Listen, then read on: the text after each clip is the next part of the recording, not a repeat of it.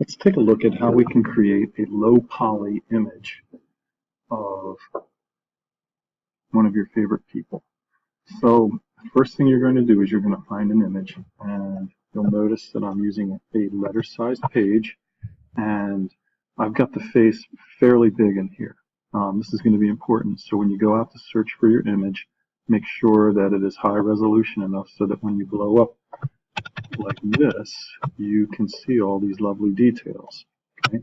So I was hitting Control plus, now I'm hitting Control minus to do that.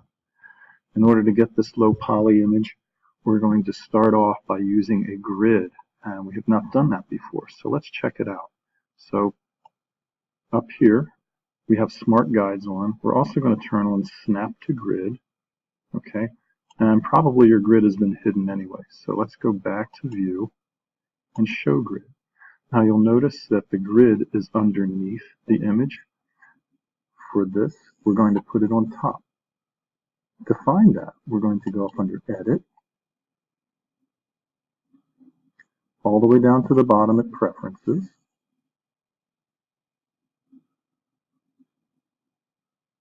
Then we're going to come over to Guides and Grid. And in here, you'll notice that it says Grids in Back. I've got 8 grids per 1 inch, which is, that's pretty tight. So let's hang with that. But we want the grid to be on top. So by clicking this off, we come back. Now it's a little hard to see things.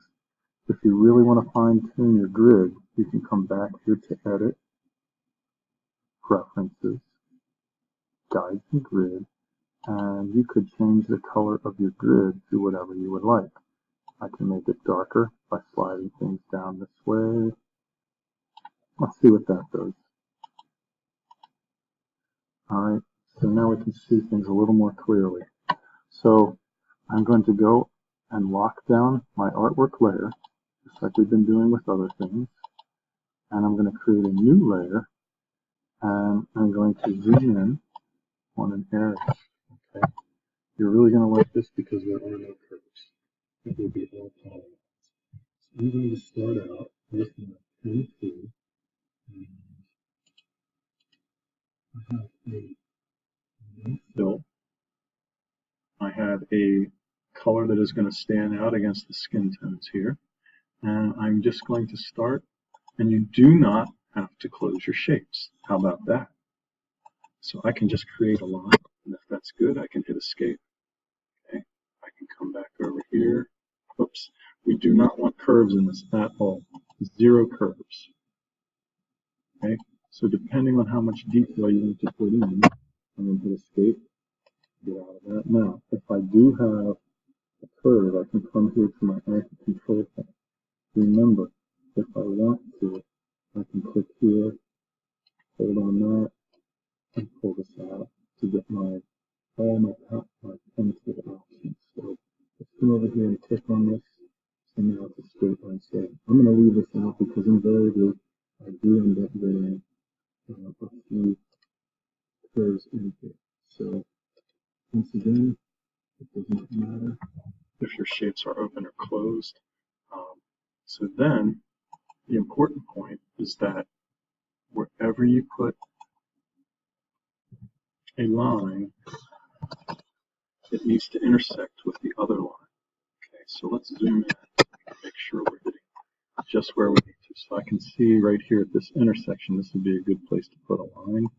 So what if I come and draw a line like that? And hit Escape 2 times, 3 times, whatever. I can come here and draw a line. Escape. I see a point here. Okay, so I'm just going to keep making more and more polygons, just like this.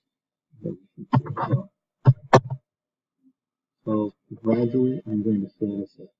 Alright, so rather than me watching me do this for a few minutes, I've got this already set up. So let's take a look back. Notice how many different shapes there are. I can turn my grid back off by coming up here under View and say Hide Grid. So now you can see all these different points. I can't emphasize enough that it's very important that your lines all intersect. If they do not intersect, things will go a little crazy. In fact, as you're doing this, you may want to stop a few minutes in and make sure that your technique is working before the next step.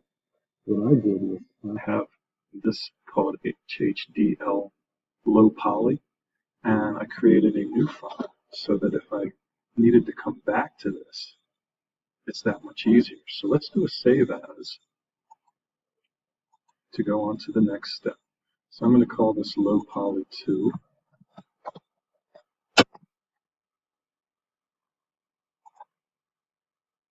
And now over here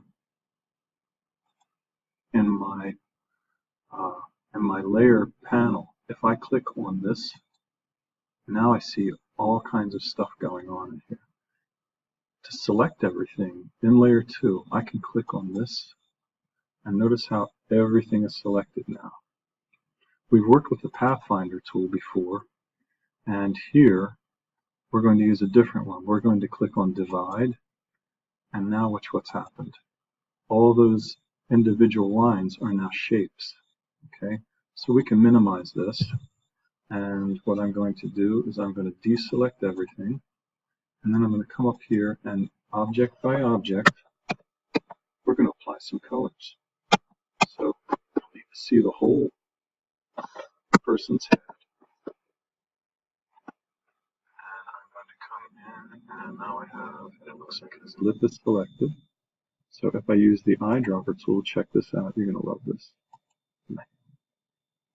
Okay, and so depending on how many objects you have, you're going to go step by step all the way down, sampling a different color for each one of these objects. So make sure you can locate your objects.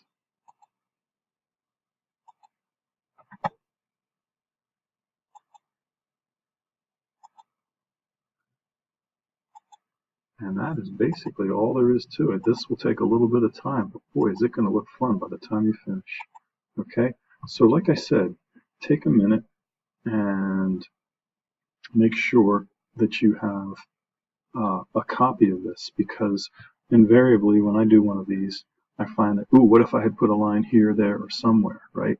So by being able to go back to your original lines where they are lines and not shapes, the way they are over here, you can edit it a little bit and then come back, okay?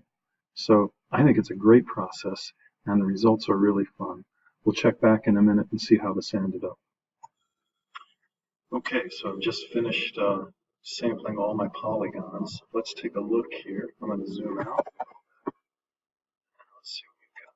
So here's the fun part. I'm going to scroll all the way back up. And I can collapse this down, and now let's turn it off. Whoa, that's pretty crazy. So have some fun with this. See where you go. Remember, the more polygons you put in, the more fun you can have.